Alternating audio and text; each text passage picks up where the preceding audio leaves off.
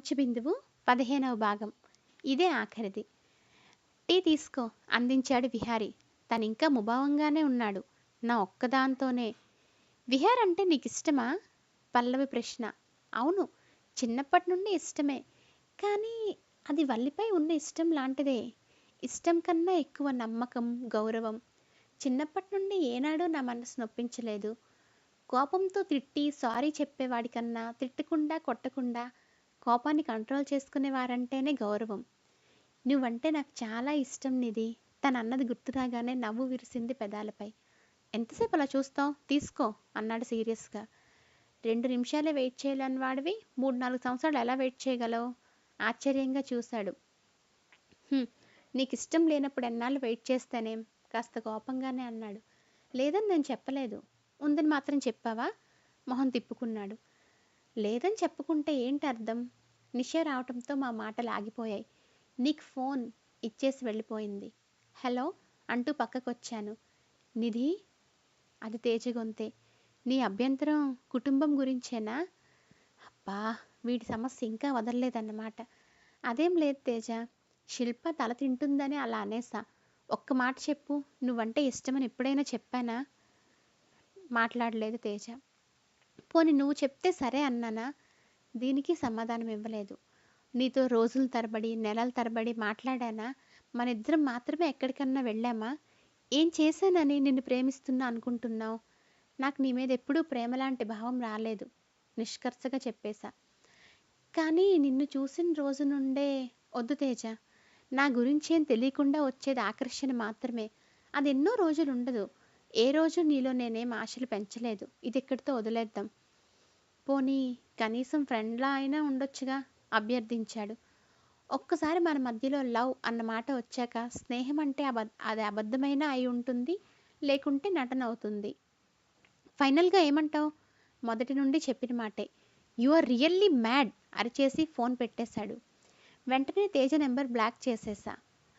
లేకుంటే దీపాన్ని చూసిన శలభంలా నా మనసు నాకు తెలియకుండానే అటువైపు వెళ్ళిపోతుంది. ఇప్పుడు దృఢంగా ఉండటం చాలా అవసరం. విహారి డాడీతో చెస్ ఆడుతున్నాడు. మావయ్య కూడా పక్కనే కూర్చున్నారు. నిషా విహారికి హెల్ప్ చేస్తుంది. డాడీ చెస్ మాస్టర్, ఓడించడం కష్టం. అత్త నిషాకి ఇష్టమైన మష్రూమ్ కర్రీ చేస్తుంటే నేను హెల్ప్ చేశాను కాసేపు. అక్క రావే, డాడీతో మేము సరిపోలేకపోతున్నాం అరిచింది నిషా. నువ్వు వెళ్ళవే, వంట అయిపోవచ్చింది అత్త అనడంతో వెళ్ళి విహారి పక్కన కూర్చున్నా. మనసుకి ఇప్పుడు తృప్తిగా ఉంది. ఈ ఇంట్లో నేను నాకు నచ్చినట్టు ఉండొచ్చు. అత్త ఆంక్షలు పెట్టదు, మళ్ళీ చిన్న చూపు చూడదు. ఇక్కడ మమ్మీ, డాడీ, నిషా ఫ్రీగా ఉండొచ్చు. ఎవరికి భయపడుతూ సర్దుకుపోతూ ఉండక్కర్లేదు. మేం తక్కువేమో, అమ్మాయినిచ్చాం అన్న ఆత్మన్యూనతే ఉండదు.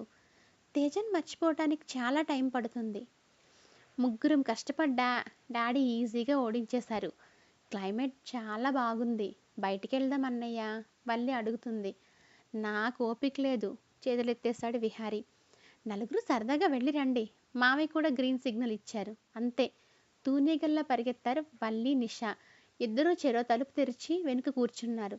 నేను మెల్లగా వెళ్ళి ముందు సీట్లో కూర్చున్నాను. 3 సంవత్సరాల తర్వాత కలిసాం కదా. చిన్నప్పటివి, స్కూల్వి, కాలేజ్వి అన్నీ మాట్లాడుకుంటున్నారు ఇద్దరూ తీరిగ్గా.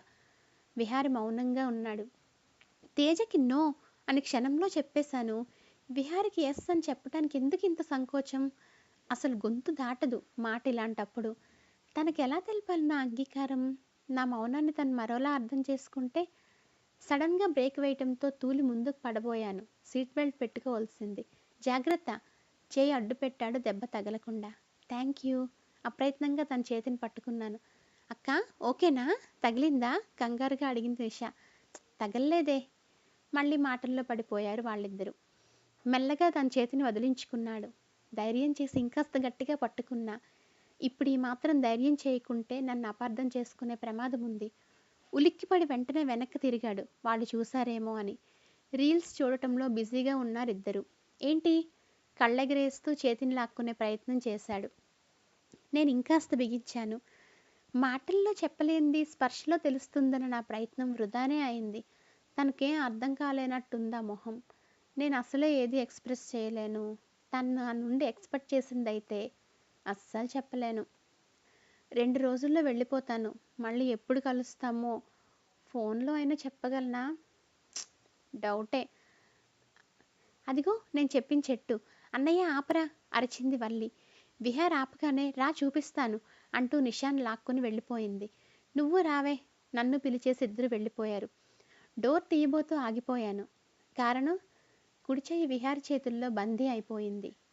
నమ్మలేనట్లు చూశాను నోరు తెరిచి. 10 నిమిషాలు నా మౌనమే నీకంత భరించలేనట్టు అనిపించింది కదా. మరి నువ్వు నన్ను ఎన్ని రోజుల నుంచి ఏడిపిస్తున్నావు ఈ మౌనంతో. ఆ కళ్ళు నవ్వుతున్నాయి కొంటెగా. నేనేం మాట్లాడలేదు. అసలు మాటలు వస్తేనా? తను మెల్లగా నా చేతిని తన గుండెలపై పెట్టుకున్నాడు. అది అమిత వేగంగా కొట్టుకుంటుంది. నా మనసులోని ఆలోచనల్లానే. నువ్వంటే ప్రాణం, నీతోనే నా జీవితం, నీకోసం ఏదైనా చేస్తా. అలాంటివేం చెప్పలేదు కానీ అవన్నీ నాకు వినిపించాయి ఆ గుండె చప్పుడులో. నిధి ఇటు చూడు పిలిచింది వల్లి. తల తిప్పాను. పెద్ద పెద్ద చెట్ల మధ్య దాగుడు మూతలు ఆడుతున్నట్టుంది పొగమంచు.